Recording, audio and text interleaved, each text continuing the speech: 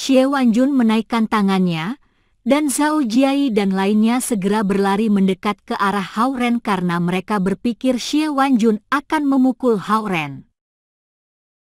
Namun, Xie Wanjun hanya menunjuk kepada Hao Ren dan berkata dengan suara yang tenang namun penuh tekad, "Kau, bergabunglah dengan tim basket." Perkataan ini membuat semua orang termasuk Hao Ren tertegun. Apa maksudnya? Kenapa dia harus bergabung hanya karena kau memintanya? Yurong berteriak dengan para pria bahkan sebelum Hao Ren bisa merespons. Xie Wanjun mengabaikan teriakan mereka dan berbalik ke arah Zhao Jiai. Dia menunjuknya dan berkata dengan tenang, "Kau juga. Bergabunglah dalam tim." Ah! Zhao Jiai sama kagetnya seperti Hao Ren. Xie Wanjun mengeluarkan buku catatan kecil dari kantung celana longgarnya dan membacakannya untuk Hao Ren. Reaksi, level S, kecepatan, level S, kekuatan lengan, level SS, penempatan, level B, operan, level C, mengarahkan bola, level D, akurasi penembakan, level E. Apa itu? Tanya Hao Ren. Namun, Xie Wanjun berbalik pada Zhao Jiai tanpa menjawab pertanyaan Hao Ren. Melompat, level A, penempatan, level A, operan, level B, menggiring bola, level A, ketahanan, level A, penilaian, level B, tinggi, level D, bacanya. Zhao Jiai mendapatkan nilai A dan B kecuali sebuah nilai D untuk tinggi badannya, yang juga membuatnya merasa kecewa. Meskipun antusiasme dan bakatnya untuk bermain basket, namun tingginya hanya 1,7 meter. Itu juga alasan mengapa dia tidak berhasil masuk ke tim basket sekolah menengahnya. Tinggi badannya tentu saja tidak menghalanginya menjadi populer dan disukai gadis-gadis di sekolah. Tentu saja, bagian terakhir dari kalimat itu berasal dari perkataan Zhao Jiai sendiri. Meskipun itu masalahnya, Youo Liren dan teman-temannya sedikit mempercayainya karena mereka melihat Zhao Jiai diundang oleh banyak gadis cantik. Para gadis selalu memintanya pergi berkaraoke atau melakukan perjalanan dengan mereka.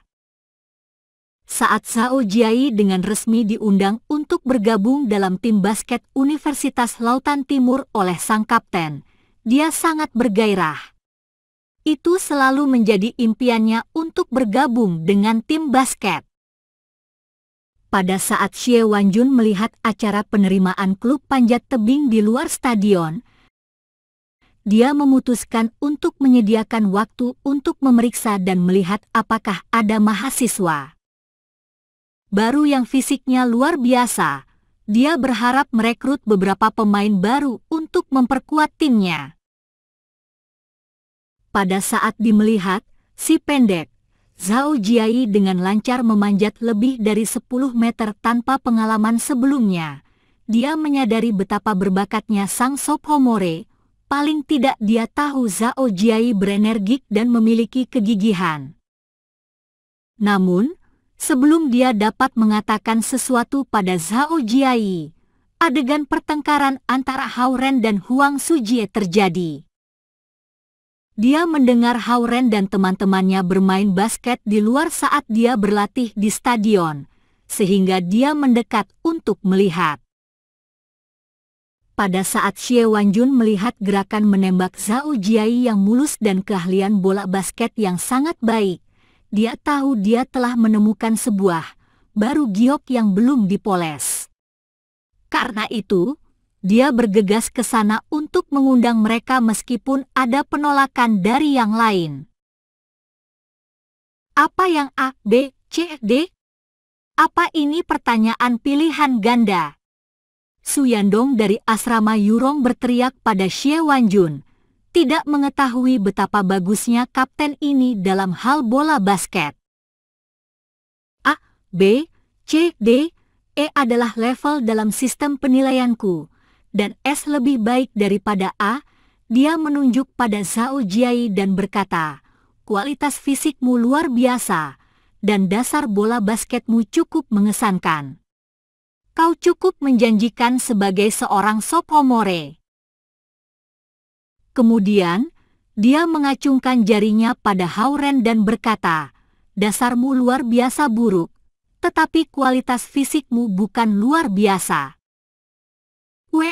Ucapan itu menghantam Hao Ren cukup keras. Bukan luar biasa, tetapi benar-benar luar biasa. Xie Wanjun melanjutkan.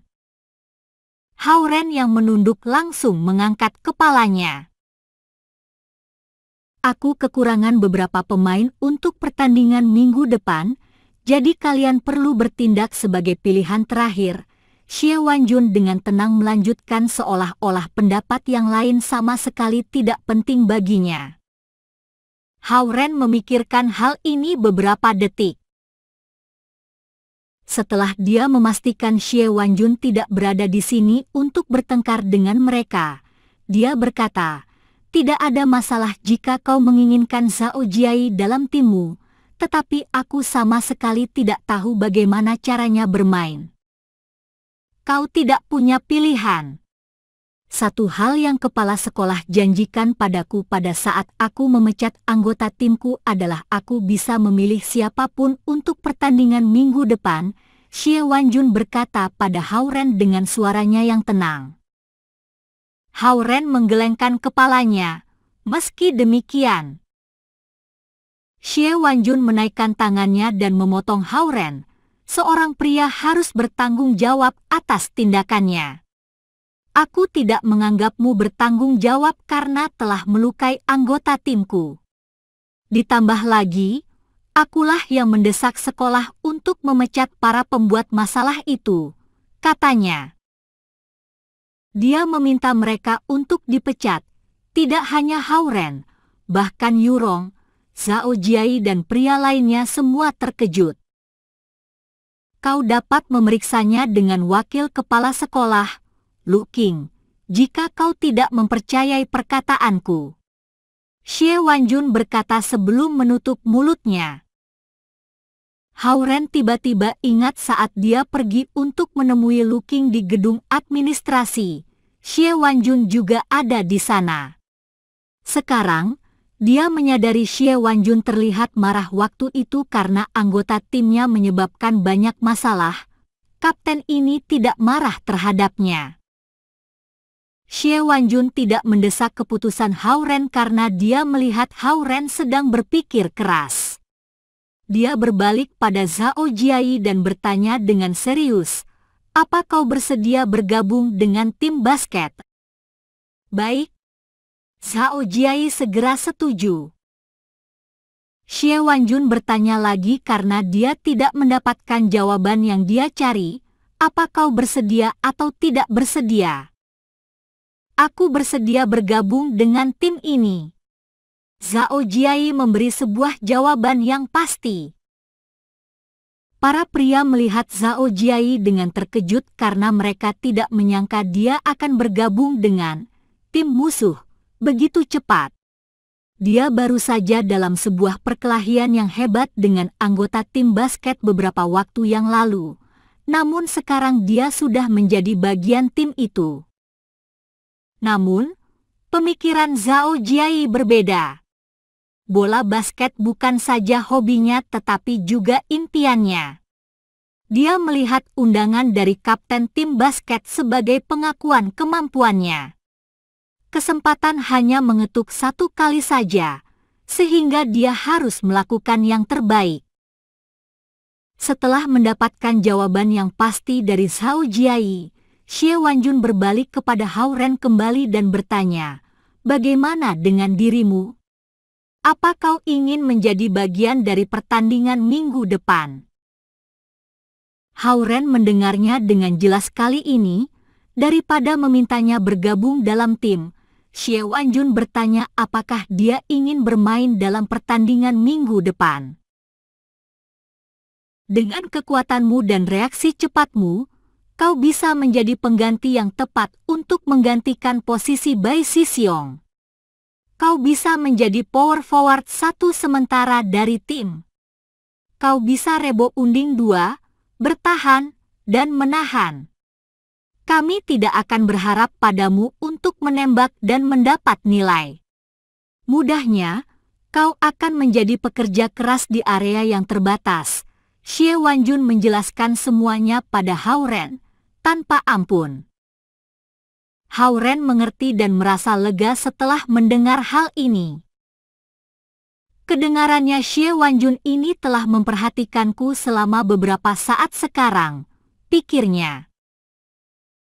Kau, di lain pihak, Xie Wanjun berbalik kepada Zhao Jiai kembali dan berkata, cepat bereaksi dan lancar dalam menggiring bola.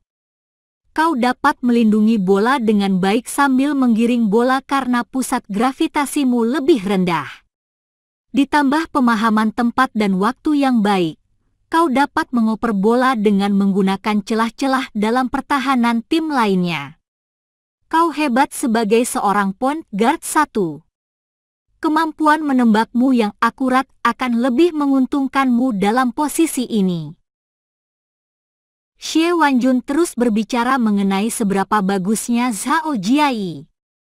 Meskipun Zhao Jiai pendek, Xie Wanjun tidak bisa berhenti memujinya dengan suara keras. Mata Zhao Jiai semakin lama semakin berbinar. Walaupun Hao Ren tidak memahami arti dari seluruh perkataan, Zhao Jiai, sebagai seorang penggemar bola basket, mengetahui dengan jelas bahwa point guard memiliki kesempatan yang paling baik untuk mengatur bola itu di seluruh permainan. Mereka adalah inti yang sebenarnya dari tim tersebut. Ya, aku ikut. Hao Ren menyetujui tanpa ragu setelah melihat temannya bersinar dengan penuh semangat. Dia bertanya, kapan kita mulai berlatih? Xie Wanjun tidak tahan untuk tertawa saat dia mendengar pertanyaan Hao Ren. Temanmu bisa mulai berlatih dengan seluruh tim mulai besok. Sedangkan untukmu, dia melambatkan suaranya sebelum berkata, Yujia dapat memberimu instruksi. Yujia, Hao Ren dan yang lain merasa nama ini begitu akrab, tetapi mereka tidak bisa memikirkan orangnya.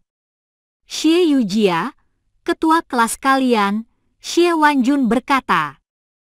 Hao Ren dan lainnya tertegun lagi. Mereka saling melihat satu dengan yang lain dan terkesiap pada saat yang bersamaan. Dia adik perempuanku. Kemampuan basketnya tidak terlalu hebat, tetapi dia cukup bagus untuk seorang pemula seperti dirimu. Xie Wanjun berkata sambil memandang Hao Ren. Adik perempuan. Setelah bergumam sesaat, para pria tidak dapat menahan teriakannya. Adik perempuanmu. Membandingkan Xie Yujia yang kurus dan murni dengan Xie Wanjun yang kuat dan berotot, tidak seorang pun yang akan percaya mereka punya hubungan darah. Gorila hitam ini sungguh-sungguh memiliki adik perempuan yang cantik. Ekspresi macam apa itu? Tanpa emosi Xie Wanjun melihat kepada mereka dan bertanya. Bahkan Yurong, yang biasanya cepat beradaptasi dengan keadaan, tidak tahu apa yang harus dikatakan karena kaget. Hao Ren memikirkan kembali di pagi saat dia sedang naik sepeda dengan Xie Yujia di kursi belakang. Mereka masuk dari pintu barat, dan ada banyak hotel di dekatnya.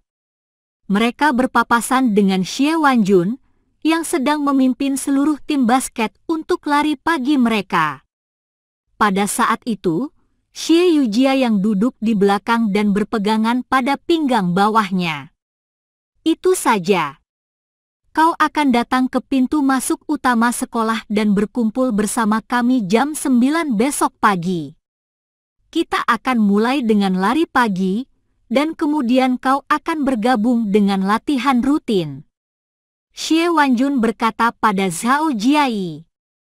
Kemudian, dia berbalik pada Hao Ren dan berkata dengan wajah dingin, "Aku akan meminta Yu Jia mengajarkan gerakan dasar basket kepadamu satu demi satu. Waktu yang sama di pagi hari jam 6 tepat, dan kau akan berlatih di lapangan basket di luar ruangan." Setelah mengatakan itu, dia berbalik dan hendak pergi. Seorang gadis cantik akan mengajari Hao Ren bermain basket. Hal ini menggoda Youo Liren. Dan dengan berani dia bertanya, "Big Bros, bisakah aku juga bergabung dalam tim basket?" Sambil berkata demikian, dia menggulung lengan bajunya dan memperlihatkan otot yang besar di bahunya. "Lihat, aku juga kuat, dan tinggiku juga di atas 1,8 meter." Dia menambahkan. Xie Wanjun menatap sekilas kepadanya dan memotong dengan satu kalimat, "Perjalananmu masih jauh." Kemudian sang kapten dari tim basket membalikkan badannya dan berjalan menjauh dengan mantap. Tidak lama, semua orang di lapangan hanya dapat melihat sosok tubuhnya dari kejauhan. Youo Liren terpukul dengan hebat oleh kalimat penghinaan Xie Wanjun. Dia tidak dapat menerima kalimat itu segera, dan dia berkata pada Zhao Jiai, "Tidakkah aku kuat? Jangan lupakan temanmu karena kau sekarang ada di tim basket sekarang. Zhao Jiai, kau harus merekomendasikan diriku." Hasratnya untuk bergabung dengan tim itu kelihatannya telah membantunya melupakan bagaimana dia memandang Zhao Jiai seperti pengkhianat saat Zhao Jiai setuju untuk bergabung dengan tim basket. Semuanya terjadi begitu tiba-tiba, dan memerlukan waktu beberapa saat bagi Yurong dan lainnya untuk mendapatkan semua faktanya dengan jelas. Zhao Jiai direkrut ke dalam tim basket, dan Hao Ren akan bermain dalam pertandingan basket antara Universitas Lautan Timur dan Universitas Tsinghua. Terlebih lagi, Zhao Jiai akan mengikuti pelatihan tim basket, dan Hao Ren akan diajarkan oleh Xie Yujia tentang gerakan-gerakan dasar basket.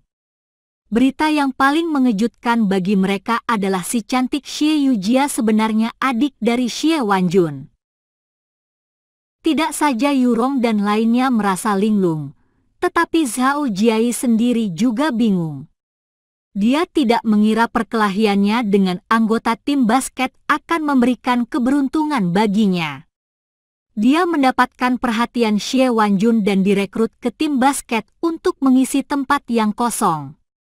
Ditambah lagi, posisi yang akan Zhao Jiai mainkan adalah sebagai point guard, posisi yang paling penting dalam tim. Namun, tidak satu pun dari mereka mengetahui bahwa sebenarnya Xie Wanjun sangat berhasrat untuk merekrut Hao Ren untuk pertandingan minggu depan.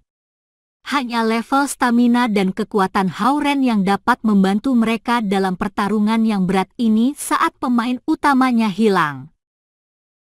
Xie Wanjun ingin menghukum beberapa kambing hitam, tetapi dia juga tidak mau kalah dalam pertandingan.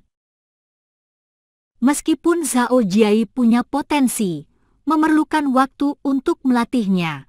Beruntung, Hao Ren mengerti arti jual sepaket, yaitu teman baiknya dan dirinya.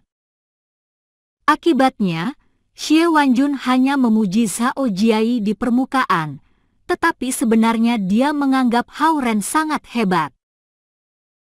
Karena pelatihannya akan sangat berat, dia tidak mau membuatnya seperti dia membalas dendam pada apa yang terjadi sebelumnya. Itulah mengapa dia meminta adik perempuannya untuk mengajari Hao Ren daripada menempatkannya pada tim basket untuk pelatihan yang kejam. Dia tidak memuji Hao Ren karena dia takut Hao Ren akan terlalu percaya diri dan menjadi sombong. Bahkan, kunci kemenangan pertandingan minggu depan adalah Hao Ren. Xie Wanjun tidak bodoh. Dia memiliki pikiran yang bijaksana dan cara yang mantap dalam menangani berbagai hal. Jika tidak, Bagaimana dia bisa memimpin tim basket Universitas Lautan Timur ke kejuaraan di Liga Basket Perguruan Tinggi Nasional? Di pihak lain, Hao Ren juga tidak bodoh. Dia menerima permintaan Xie Wanjun karena dia ingin membantu temannya, Zhao Jiayi, dalam penampilan publik pertamanya. Dia berencana untuk bekerja sama penuh dengan Zhao Jiayi dan membuatnya memperoleh skor yang banyak dalam pertandingan minggu depan antara Universitas Lautan Timur dengan Universitas Tsinghua. Meskipun dia tidak tahu banyak mengenai basket, dia tahu kinerja Zhao Jiayi dalam pertandingan pertama akan menentukan peringkatnya di masa depan dalam tim basket. Zhao Jiayi, kau harus mentraktir kita sekarang setelah kau dengan sukses masuk ke dalam tim basket. Yo Liren, yang tidak dapat masuk ke dalam tim basket itu, berteriak pada Zhao Jiayi dengan sedih. Traktir, traktir, traktir, yang kau tahu hanya mentraktirmu. Zhao Jiayi memukul kepala Yo Liren dengan tangannya, berbalik, dan berkata pada Yurong, panggil semua orang dari ruang 301 sampai 306. Aku akan mentraktir kalian semua. Setelah itu, dia tidak dapat menahan senyumannya. Keberuntungan baru saja jatuh dari langit. Dia mengajak Hao Ren bermain basket dan diintai oleh kapten dari tim basket. Tanpa dapat dijelaskan, dia menjadi anggota dari tim basket dan akan mendapat kesempatan untuk bermain dalam Liga Basket Perguruan Tinggi Nasional. Setelah kejadian ini, mereka tidak ingin bermain basket lagi. Yurong ingin kembali dan menyebarkan berita itu dan Zhao Jiayi juga tergesa-gesa ingin memberitahukan teman-temannya dari sekolah tinggi tentang berita baik ini. Dia mungkin harus mentraktir mereka untuk merayakannya juga. Jadi, semuanya berpencar. Yurong membawa bola basketnya kembali ke asrama. Zhao Jiayi pergi untuk mengundang teman-teman sekolah tingginya yang juga belajar di Universitas Lautan Timur, dan Yo Liren mengikuti Yurong untuk bergabung dalam kesenangan itu. Hao Ren melihat saat itu hampir jam 4. Jadi dia berpikir sejenak dan memutuskan untuk menemui Suhan. Setelah Suhan memakaikan gelang-gelang Gunung Tai di pergelangan tangannya, Hao Ren tidak berani masuk ke dalam perangkap lagi. Akan tetapi, tidak ada gunanya jika dia menghindari Suhan. Apalagi, dia masih membutuhkannya untuk memberinya saran tentang kultivasi. Meskipun wakil kepala sekolah looking baik, dia sangat sibuk dan Hao Ren tidak ingin terlalu sering merepotkannya. Hao Ren sampai di depan kantor Suhan tepat jam 4. Dia mengetuk pintu, mendengar Suhan berkata, "Masuk," dari dalam, mendorong pintu lalu masuk ke dalam. Suhan mengenakan gaun bunga warna-warni hari ini. Rancangan gaun bertali tipis memperlihatkan bahu yang mulus dan membuatnya terlihat cantik dan mewah. Potongan gaun ini benar-benar menonjolkan lekuk tubuhnya yang sempurna, dan setiap pria akan bergairah melihat Suhan mengenakan pakaian ini. Pada saat itu, dia duduk di kursi sambil bersandar ke jendela. Kakinya yang panjang diletakkan di atas kursi pendek dan dia sedang membaca majalah. Jika Suhan bukan seorang guru, dia pasti bisa menjadi seorang model, pikir Hao Ren sambil berjalan ke sana dan batuk 2 kali. Suhan meliriknya sekilas dan melihat ke kursi di depannya, kemudian dia berkata, "Lakukan kultivasi sendiri." Oh, Hao Ren mendekat, menyilangkan kakinya, dan duduk di tikar bambu dengan pola tai chi. Sebelum dia menutup matanya, Hao Ren kembali melihat Suhan, yang duduk di depannya. Dia melihat Suhan meraih kopi dari pinggir jendela dan membolak-balik majalah sambil meminum kopi. Suhan sebenarnya memiliki sisi modern juga. Hao Ren memperbaiki pandangannya akan Suhan sekali lagi. Suhan kelihatannya merasakan tatapan Hao-Ren, jadi dia berkata sambil membaca, "Kau jadi pusat perhatian hari ini. Anda membicarakan tentang klub panjat tebing." Hao-Ren berpikir dan bertanya, "Apa lagi?" Suhan balik bertanya. Hao-Ren tersenyum dan tidak berkata apa-apa lagi. Dia pikir Suhan tidak terlalu peduli tentang masalah lain dan hanya peduli tentang kultivasi. Namun, kelihatannya seorang inspektur sepertinya sebenarnya sangat menyadari kejadian di sekitarnya. "Apa kau pergi ke Istana Naga akhir pekan lalu?" Suhan bertanya. "Ya," Hao-Ren mengangguk. Hao-Ren sebenarnya sedikit takut dengan Suhan. Dia tidak diragukan lagi adalah agen rahasia suku naga. Kemampuan sang inspektur untuk mengumpulkan informasi sangat mengintimidasi. "Kemarilah," Suhan berpikir sebentar dan melambaikan tangan pada Hao-Ren. Hao-Ren mendekatinya. "Tidak masalah jika itu hal yang baik atau yang buruk, setiap jenis perlawanan tidak akan berguna di depan master ini." Dia memegang pergelangan tangan Hao-Ren seolah-olah dia berusaha merasakan sesuatu. Lengan Hao-Ren dipegang olehnya, dan dia merasakan telapak tangannya yang sangat indah dan lembut. Kenyamanan itu tidak bisa digambarkan. Suhan adalah wanita paling cantik nomor 1 di Lautan Timur. Tidak heran banyak orang yang terobsesi dengannya. Pikirnya, "Jantungmu berdebar sangat kencang," Suhan berkata acuh tak acuh. "Dipegang oleh wanita secantik dirimu, sangat sulit bagi jantungku untuk tidak berdebar kencang," jawab Hao-Ren. Suhan mengangkat kepalanya dan menatap Hao-Ren sebelum berkata, rayuan gombal. Mungkin karena dia tidak senang dengan jawabannya, dia menambahkan lagi, "Aku bisa menambahkan lagi 2 buah gelang-gelang gunung Tai padamu jika kau mau." Tolong jangan," Hao-Ren segera menyerah. Tidak ada untung baginya jika dia membuat si cantik Suhan marah. Namun, terkadang dia merasa si cantik yang dingin ini sedikit imut. Suhan kemudian melepaskan lengan Hao-Ren setelah beberapa saat dan berkata, "Kau sudah mengalami peningkatan sejak terakhir kali, tetapi 2 ujung meridian 1 terbagi ke arah yang salah. Mereka adalah Yang Wei Meridian dan Yin Kiao Meridian. Coba rasakan sendiri."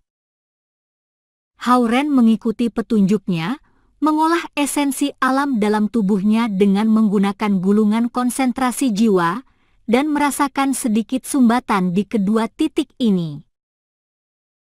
Akan tetapi, hanya ada 3-4 titik-titik akupuntur di tempat itu, jadi tidak lama Hao-Ren bisa membukanya setelah mengarahkan esensi alam di tubuhnya melaluinya. Gulungan konsentrasi jiwa membentuk siklus yang sempurna dan sirkulasi di tubuhnya, dan dengan segera membuat Hao-Ren merasakan peningkatan kecepatan sirkulasi esensi alam. Melihat Suhan melihat ke majalah lagi, Hao-Ren menggaguminya dan merasa berterima kasih. "Lagi pula, aku masih membutuhkan seorang guru untuk melatihku. Jika aku berusaha menjelajahinya sendiri, aku tidak tahu kapan aku bisa menemukan sesuatu yang salah dengan meridianku. Juga akan menghabiskan waktu untuk menembus level ketiga dari gulungan konsentrasi jiwa." Di lain pihak, Zhao Guang sering bertemu denganku dan juga memberikan petunjuk tentang kultivasi. Namun, dia tidak melihat masalah apapun dengan kultivasiku. Ini bukti level Suhan jauh lebih kuat daripada Zhao Guang, pikirnya. Melihat Suhan mengabaikannya lagi, Hao-Ren kembali ke tempat duduknya dan bersiap untuk berkonsentrasi pada kultivasi. Dia baru saja hendak menutup matanya, Tetapi dia berpikir sejenak dan bertanya, "Suhan, kau tidak melakukan kultivasi?" Suhan menaikkan kepalanya dan melihatnya. "Kau benar-benar mengira aku seorang pecandu kultivasi? Aku kadang-kadang juga harus istirahat. Selain itu kau akan mempengaruhi kultivasiku dalam beberapa cara saat kau ada di sini," katanya dengan lugas. Hao Ren memaksakan sebuah senyuman. Meskipun level gurunya tinggi, sikapnya bukan yang terbaik. Dia menutup matanya dan baru saja hendak melakukan kultivasi, tetapi Suhan tiba-tiba berkata, "Apa kau tahu tentang pesta ulang tahun Zi? Bukankah bulan depan?" Hao Ren bertanya. "Ya, aku sudah mendapatkan undangan. Skala dari ulang tahun Zi akan sangat besar kali ini, dan banyak tokoh-tokoh penting yang tinggal di pengasingan akan ada di sana," kata Suhan. "Apakah karena ulang tahun Zi yang ke-15 tahun penting?" Hao Ren bertanya. Suhan mendengus ringan, "Tidak semudah yang kau pikirkan. Jika itu hanya pesta biasa, aku tidak akan berbicara padamu mengenai hal itu." Hao Ren merasakan ada banyak hal yang tidak Suhan katakan padanya dan bertanya, "Yang Anda katakan adalah?" Pertemuan ini, di permukaan, terlihat seperti ulang tahun Zi, tetapi ini adalah sebuah acara untuk membandingkan kekuatan keempat lautan, terutama Lautan Timur dan Lautan Barat. Zhao Guang mengunjungi dan mengundang banyak tokoh-tokoh penting untuk datang dan membantu. Kemunculan dari tokoh-tokoh yang berpengaruh ini akan menentukan di mana mereka berdiri. Melihat Suhan mengatakannya dengan sungguh-sungguh, Hao Ren juga menjadi serius. "Apa ini berarti permulaan perang?" tanyanya. "Ini tidak separah perang, tetapi pertarungan skala kecil pasti akan terjadi terus-menerus. Meskipun kedua lautan ini kelihatannya saling bersahabat, relasi mereka memburuk beberapa tahun belakangan ini. Bisnis Lautan Timur di daratan jauh lebih baik daripada Lautan Barat, tetapi dalam hal kultivasi, Lautan Barat sedikit lebih baik. Apakah paman ketiga Zhao Yanzi sangat kuat?" Hao Ren bertanya. Suhan menggelengkan kepalanya dan menerangkan, "Karena dialah, Lautan Barat tidak berani melakukan sesuatu yang sembrono. Zhao Kuo adalah master nomor 1 di alam manusia. Selain dari para kultivator tua yang tidak mau keluar beribu-ribu tahun, hampir tidak ada seorang pun yang dapat mengalahkannya. Paman ketiga Zhao Yanzi sekuat itu." Hao Ren kembali terkejut. Setelah mendengarkan pujian dari Perdana Menteri Xia dan pujian dari Master Surgawi Suhan, perasaan Hao Ren pada Zhao Kuo berubah seluruhnya. Dia benar-benar tak terkalahkan di alam manusia. Tidak heran paman ketiga Zhao Yanzi sangat sombong, pikir Hao Ren. Namun, Suhan merubah nadanya, "Penderitaan surgawi Zhao Kuo bulan depan. Jika Zhao Kuo bisa melewati penderitaan surgawi dan menjadi naga surgawi, Lautan Barat masih akan terintimidasi untuk sementara. Jika tidak..." Suhan tidak melanjutkan. Namun, suasana hati Hao Ren menjadi serius ketika nada suaranya berubah. Karena dia benar-benar tak terkalahkan di alam manusia, penderitaan surgawi Zhao Kuo pasti akan sangat sulit. Jadi, jangan pikir kau akan baik-baik saja sebagai menantu Zhao Guang. Jika Lautan Timur dan Lautan Barat mulai bertarung, mereka mungkin tidak mampu melindungi Zi, Suhan menjelaskan. Zi akan berada dalam bahaya meskipun anak perempuan Raja Naga. Jantung Hao Ren berdetak kencang. Bahkan, Lautan Timur dan Lautan Barat menyimpan dendam terhadap satu sama lain begitu lama, dan Zi seperti percikan yang memicu bom. Dan kau, Suhan menatap Hao-Ren dan berkata, baru saja menjadi tunangan Zi saat ini. Jantung Hao-Ren berdebar semakin kencang. Aku tidak terlalu yakin apa yang dipikirkan Zhao Guang. Mungkin dia sedang mempersiapkan yang terburuk dan akan menyerahkan Zi untuk kau jaga, kata Suhan. Hao-Ren tidak berbicara, dia berpikir keras. Pada saat ini, pikirannya tiba-tiba merasa bingung, dan dia tidak lagi bersemangat untuk berkultivasi. Di pihak mana kamu? Hao-Ren bertanya padanya setelah beberapa detik. Aku seorang inspektur. Secara teoritis, aku harus menjaga ketertiban seluruh suku naga. Jika mereka benar-benar mulai berkelahi, aku hanya bisa tetap netral. Lautan Timur dan Lautan Barat keduanya adalah kekuatan yang sangat kuat dan tidak dapat dihentikan oleh satu atau dua inspektur, Suhan menjawab. Hao-Ren masuk ke pikiran lagi. Segera, dia bertanya pada Suhan, apa yang harus kulakukan? Berusaha lebih keras berkultivasi, Suhan meninggalkannya dengan 4 kata. Hao-Ren tidak mengharapkan respon seperti ini. Namun, ketika dia berpikir lagi, tidak ada lagi yang bisa dia lakukan. Selain berusaha meningkatkan kekuatannya, dia tidak bisa melakukan hal lain. Perkelahian internal dari suku naga ini tidak dapat dikendalikan oleh kekuatan sekuler.